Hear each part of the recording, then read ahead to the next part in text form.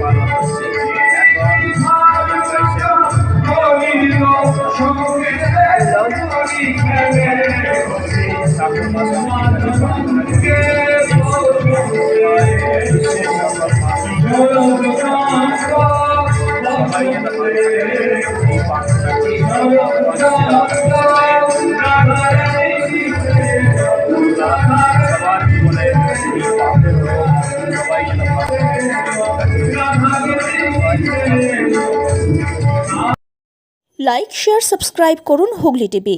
খবর এখন বুক পকেটে।